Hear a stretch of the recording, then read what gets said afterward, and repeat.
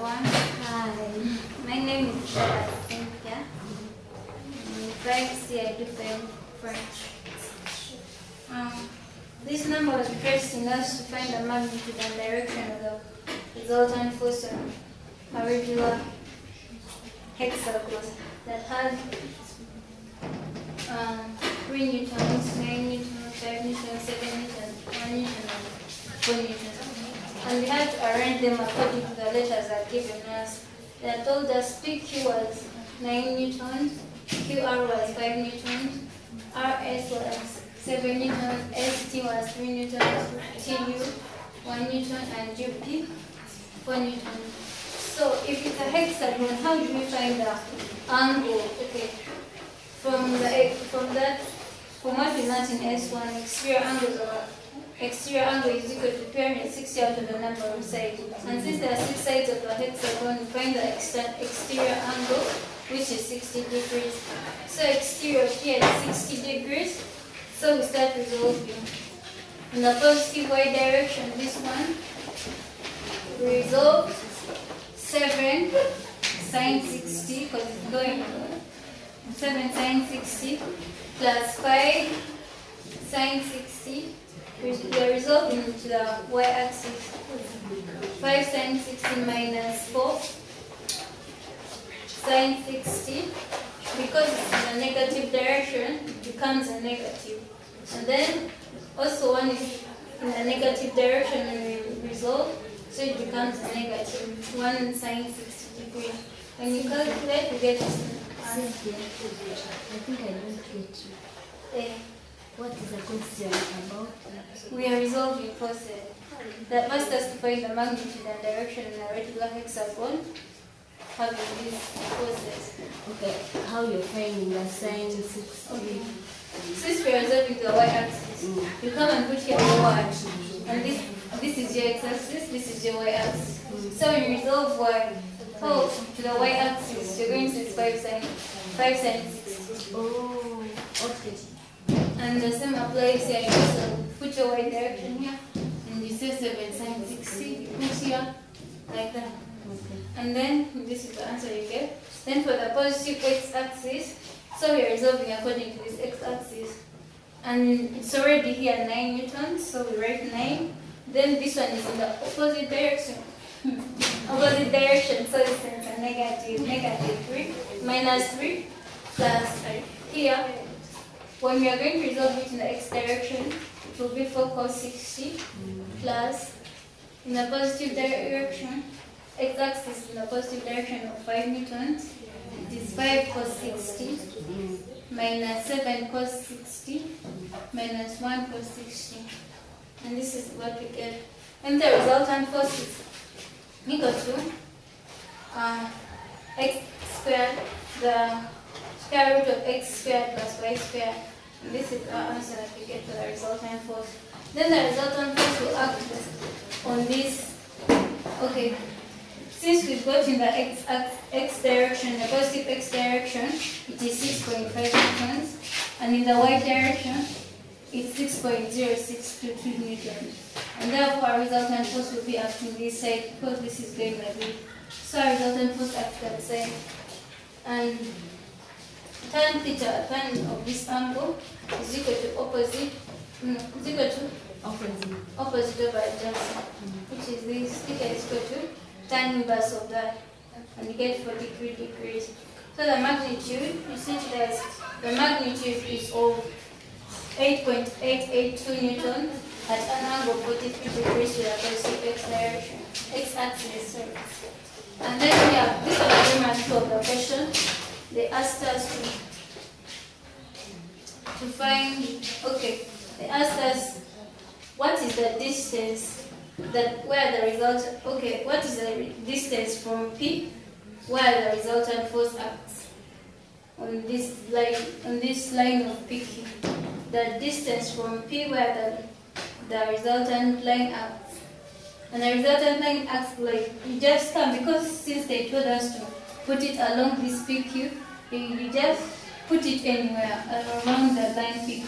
Can be this side, can be here or anywhere. And then this is the distance we are going to find. So we take Yeah, we take moments for here. And then, okay, we want to find this side like this and this one. So we use the A and the B to find this.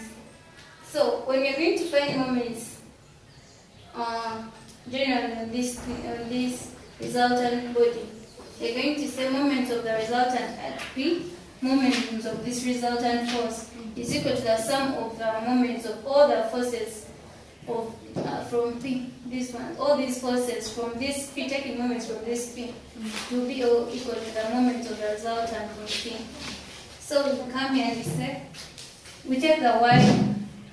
You know, taking moments, it is the force times the perpendicular distance from the point, from the pivot.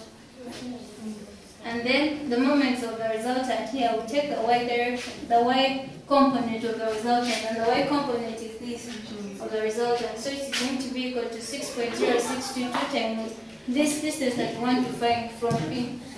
We also take the moments, sum of the moments of all forces from P.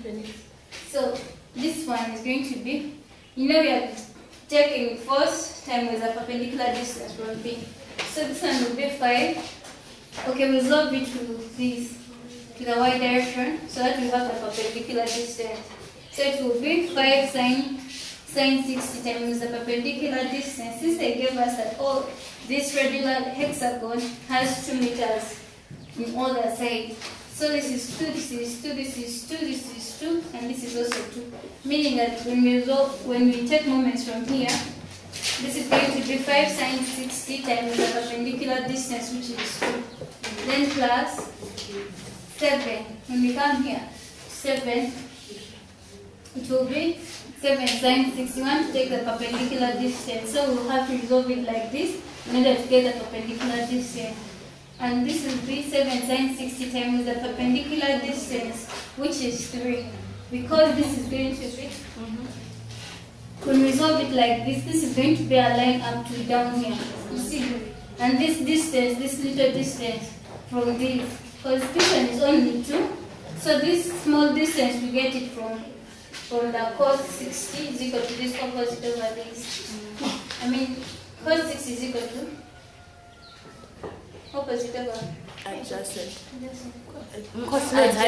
Adjacent over hypotenuse, which is 2. And this is what we get, b is equal to 1 meter. That's why we add this small 1 meter to these 2 meters that are here. So we find the perpendicular distance as 3. So it's 7 sine 60 degrees times 2. Then plus 7 cos, which is going to be in this x-axis, x direction. And this its perpendicular distance is only this, which is a. And this is times 1.732, which is good. Then plus 3, and this perpendicular distance is this plus this. Okay. The perpendicular distance of these 3 from P is going to be equal to this A. Okay, it's going to be 2A, because this is the small a plus another a. So we now get this A was 1.732 plus another 1.732, which is this. We multiply. Then plus 1 cos. Here we have to resolve it like this, because in the y direction it will be acting along P, so that will be 0. But then in the x direction it will have 1 cos 60 times the perpendicular distance from this. And this perpendicular distance from P is this like this. So this will be 1.7 RA this side will be 1.732 plus the 1 here. That is 4.464. Then that we are not going. Okay, when we resolve this 4 Newton structure along P, it's through P.